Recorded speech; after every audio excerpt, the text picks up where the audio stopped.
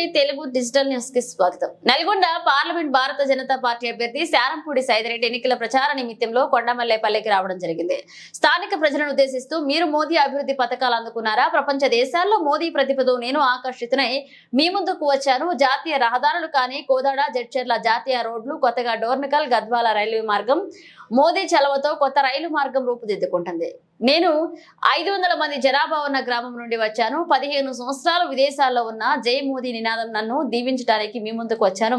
ఈ కార్యక్రమంలో నక్క వెంకటేశ్వర్లు, లాలు నాయక్, అసెంబ్లీకరణ ఏపీ కృష్ణ, మండల పార్టీ అధ్యక్షులు సాంబశివగౌడ్, మాజీ మండల అధ్యక్షుడు వరికుప్పల వెంకటయ్య, కుంభం యాదగిరి, జహీర్ భారత్ అధ్యక్ష సంఖ్యలో కార్యకర్తలు పాల్గొన్నారు. భారతీయ జనతా పార్టీ కొండమల్లపల్లి అధ్యక్షులు అన్న సాంబశివ గారు, సీనియర్ నాయకులు లెక్క వెంకటేశ్వర గారు, వసుకుల సుధాకర్ గారు, గిరి గారు, వెంకటయ్య గారు, జంగడి మల్లేష్ గారు, నాతోటి భారతీయ పాక వెంకట నాగేష్ గారు, నాతోటి భారతీయ జనతా పార్టీ కార్యకర్తలు. భారత్ మాతా కి, భారత్ మాతా కి, భారత్ మాతా కి. నరేంద్ర మోడీ గారి నాయకత్వం, నరేంద్ర మోడీ గారి నాయకత్వం, కమలం పువ్వు గుర్తుకే. ఈ రోజు జరుగుతున్న ఎలక్షన్ ఏదైతే ఉందో ఇది మన దేశానికి సంబంధించిన ఎలక్షన్ ఎందుకు వస్తుందంటే ప్రధానమంత్రి నరేంద్ర మోడీ గారిని 3వసారి ప్రధానమంత్రి చేయడానికి వచ్చిన ఎన్నిక. మనకి నిజంగా ప్రధానమంత్రి ఎవరు కావాలని కోరుకుంటున్నారు మీరు? మోడీయే కదా. రాహుల్ గాంధీ చూస్తే వేస్తారు ఆయన ఓటు. మరి మన కాంగ్రెస్ ఓటేస్తామా? ఏమో. ఎందుకంటే ఎవరిని చూసినా కూడా, ఎవరిని కదిలించినా, ఆ రోజు మేము అసెంబ్లీ ఎలక్షన్ లో ఏదో కళ్ళబొల్లి మాటలకు, మాయ మాటలకు మోసపుచ్చిన వాగ్దానం నమ్మి కాంగ్రెస్ ఓటేసినాం. కానీ ఇవాళ జరుగుతున్న ఎన్నిక ఢిల్లీలో పార్లమెంట్ లో ఎంపీలు వచ్చారు. 400 మంది ఎంపీలను తయారు చేసి అందులో నల్లగొండ నుంచి కూడా శానంపూడి సైదిరెడ్డి గారిని కమలం పువ్వు గుర్తుపై ఓటేసి నల్లగొండ నుంచి కూడా మేము ఎంపీని పంపిస్తాం. 400 ఎంపీల్లో నల్లగొండ నుంచి కూడా మా ఎంపీ ఉంటారని అందరూ కూడా శపథం పూడి ఉన్నారు. ఈ రోజు ముఖ్యంగా మహిళా సోదరులు వచ్చి, ఇక్కడ మహిళా సోదరులు వచ్చిండ్రు, యువతులు ఉన్నారు, రైతులు ఉన్నారు. నిజంగా కాంగ్రెస్ పార్టీ ఎంత మోసం చేసి మనకు అధికారం వచ్చిందో మీ అందరికీ తెలుసు. ఆ రోజు ఇప్పుడున్న ఈయన ఏం చెప్పిన రుణమాఫీ ఏకంగా ఒకేసారి రుణమాఫీ చేస్తున్నాడు. చేసిందా రుణమాఫీ? ఎవరికైనా చేసిందా? మరి ఇది మోసమా కాదా? ఐపీకే సెంటర్ లేవు, నానా అవసరం పడుతున్నారు.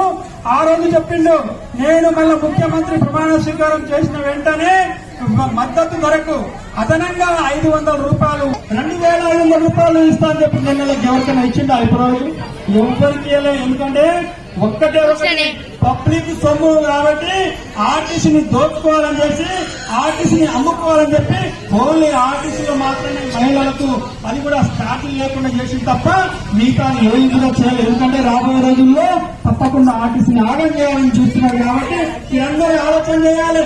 మోసపూరితమైన వాగ్దానాలతో వచ్చిన కాంగ్రెస్ ను మళ్ళా కన్ను మన దోచుకోవాలి, దాచుకోవాలని చెప్పి మోసం చేసి అధికారులు వచ్చిందో. మనం ఈ ఎలక్షన్ లో మన తెలంగాణ నుండి 17 స్థానాలు ఉన్నాయి. మనం 14 స్థానాలు గెలవబోతున్నాం. భారతీయ జనతా పార్టీ 14 స్థానాలు ఎంపీగా. తప్పకుండా ఎంపీ ఎలక్షన్ అయిన తర్వాత తెలంగాణ రాష్ట్రంలో రాజకీయం రసవత్తరంగా ఉంటది, మారుతుంది. భారతీయ జనతా పార్టీ అధికారంలోకి వస్తుంది, డబుల్ ఇంజన్ సర్కార్ వస్తుంది, అవుతుంది. అప్పుడు అన్ని కూడా మనం చేసుకుంటాం. కాబట్టి దయచేసి మోసం అందరూ ఎవరిని అడిగినా మోదీ మోదీ మోదీ పువ్వు గుర్తు అయ్యా మేము పోయినసారి మోసపోయినాం, పోయినసారి వేసినాం. కానీ ఈసారి మాత్రం ఇది ఎంపీ ఎలక్షన్ కాబట్టి కమలం పువ్వుకు ఓటేస్తామని అందరూ ఒక్కటని చెప్తున్నారు. ఇలా బీఆర్ఎస్ పార్టీ కార్యకర్తలు అడిగినా చెప్తున్నారు.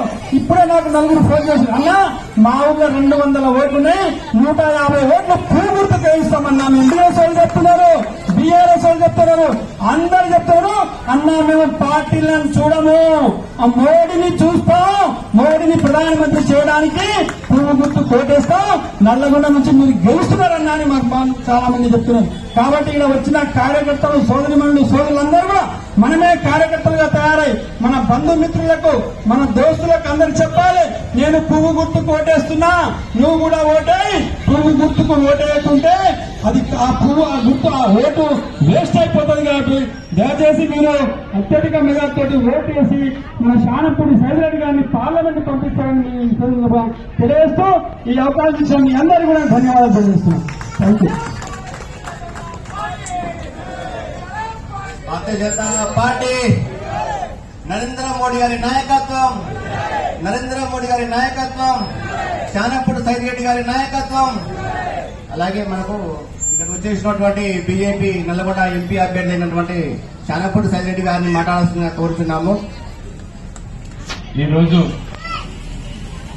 రేపు మే 13వ తారీఖు జరిగే ఎన్నికల్లో భారతీయ జనతా పార్టీ కమలం గుర్తుకు ఓటేసి గెలిపించాలని మీ అందరినీ ప్రార్థించడానికి ఈ మల్లేపల్లి సెంటర్కి వచ్చిన ఇంత ఎండకు కూడా వచ్చిన సోదరి మండలికి వేదిక మీద ఉన్న పెద్దలు అన్న మొన్న కంటెస్ట్ చేసిన ఎమ్మెల్యే లాలు నాయక్ గారికి, సీనియర్ నాయకులు నక్కా వెంకటేష్ గారికి, జిల్లా నాయకులు సుధాకర్ గారికి, సాంబశివుడు గారికి అందరికి కూడా పేరు పేరున నా హృదయపూర్వక నమస్కారం. మీకు తెలుసు ఇప్పుడే లాలన్న చెప్పిండు మొత్తం ఎందుకు బీజేపీకి వేయాలా, ఎందుకు కాంగ్రెస్ కి వేయదు, ఎందుకు బీఆర్ఎస్ కి వేయదు. దేశం కాదు ప్రపంచం మొత్తం ఈ రోజు ఒకే లీడర్ వైపు చూస్తా ఉంది. ఎవరైనా తెలుసా మీకెవరు? ఇన్నరా పేరు? ఇలా ఏ మూలకు పోయినా ఇంతకుముందు ప్రధానమంత్రి ఎవరంటే తెలిసేది కాదు ఎక్కడ. కానీ ఇప్పుడు మీ ప్రధానమంత్రి ఎవరంటే మోడీ అంటున్నారు, మీ నాయకుడు ఎవరంటే మోడీ అంటున్నారు. ఇప్పుడు వచ్చిన ఎలక్షన్ ఏంటంటే మోడీ ఎలక్షన్ అంటా ఉన్నారు. అంటే మోడీ గారు ఏ ఇంటికి పోయినా మా ఇంటి మనిషి, మా మనిషి అంటా ఉన్నారు. దేశం మొత్తం ఒకటే అంటా ఉంది, మేమందరం మోడీ పరివారం అంటా ఉంది. మోడీ గారికి కుటుంబం లేదు, మోడీ గారికి భార్యలు లేరు, పిల్లలు లేరు. మోడీ గారికి ఉన్నది ఒకే ఒక కుటుంబం, 140 కోట్ల మంది భారతీయులు.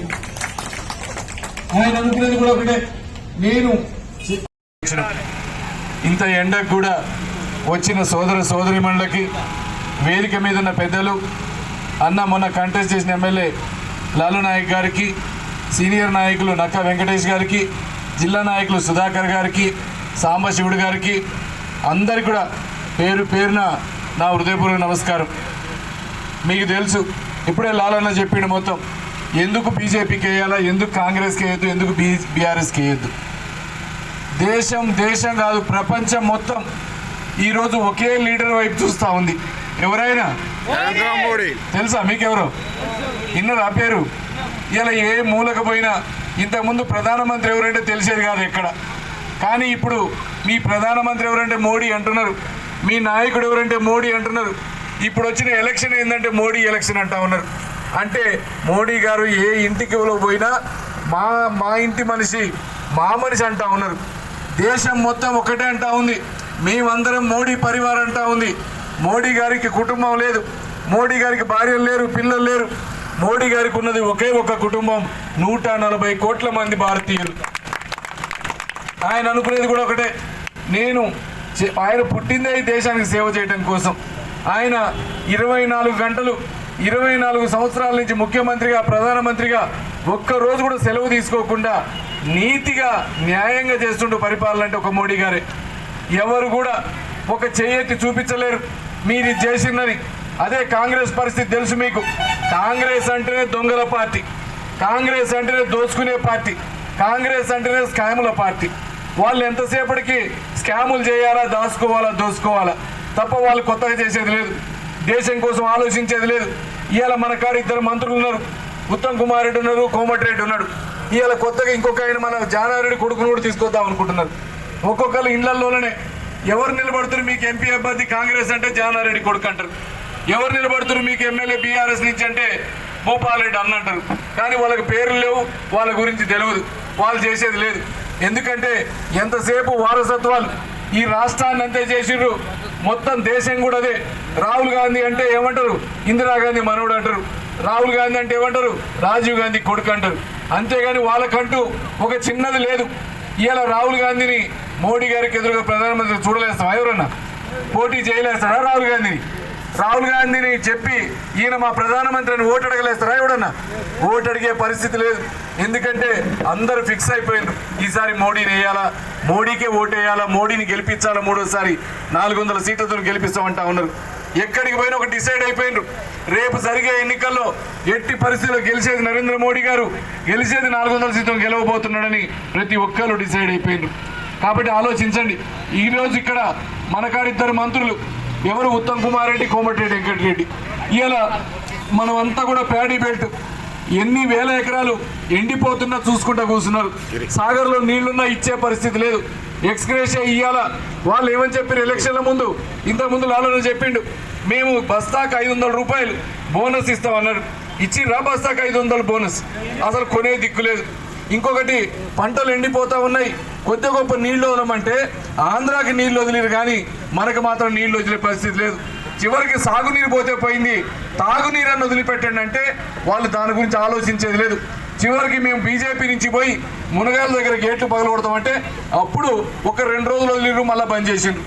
అంటే వాళ్ళకి ఎంతసేపటికి మంత్రి పదవులున్నా ఈడ ఏం జరుగుతుంది, ఏం కావాలా, ఈ దేశానికి ఏమి ఇవ్వాలని చూసే నాదుడు లేడు. వాళ్ళు ఎంతసేపటికి ఉత్తమ్ కుమార్ రెడ్డి నా భార్యకు పదవి కావాలా, ఈయన కోమటిరెడ్డి మా అన్నదమ్ములు 2 పదవులు కావాలా, జానారెడ్డి నేను 40 ఏళ్ళు చేసినా నా ఒక్కడికి ఎమ్మెల్యే అయిండు, రెండో కొడుకు కూడా ఎంపీ కావాలా తప్ప జనానికి ఏం కావాలని చూసేది లేదు. కాబట్టి ఆలోచించండి. ఇవాళ 2 లక్షల లోన్లు అన్నారు, ఆ లోన్ల పరిస్థితి పోయిందేటో. దాన్ని ఏమన్నాడు, నిన్నటిదాకా తీసుకోండి, రేపు కూడా తీసుకోండి, మీరు 9వ తారీఖు రాగానే మొత్తం మాఫీ అన్నాడు. ఇవాళ మాఫీ చేయట్లేదు ఏందని నిలేస్తే ఏమంటుండు, ఏ ఊరికి పోతే ఇప్పుడు ఇస్తే గుడి ఉందనుకో, ఈ గుడి మీద ప్రమాణం చేస్తున్నా ఆగస్టులో ఇస్తా అంటాడు. అంటే ఈ ప్రమాణాలు చేసి మళ్ళీ అయిపోతే కేల్ కథం మళ్ళీ ఇస్తారు. వీళ్ళు ఏ పని చేసేది కాదు. ఎంతసేపటికి కాంగ్రెస్లో దేశం మొత్తం మీద చూడండి, కాంగ్రెస్ ఎక్కడ పరిపాలించినా ఒకేసారి అధికారంలోకి వస్తుంది, మళ్ళీ తర్వాత ఎమ్మటే వెళ్ళి ఓడిపోవాల్సిందే. ఎందుకంటే వాళ్ళు చేయరు, అబద్ధాలు అబద్ధాలు అబద్ధాలు తప్ప వాడు పనిచేసేవాడు కాదు, జనాల కోసం ఉండేటోడు కాదు.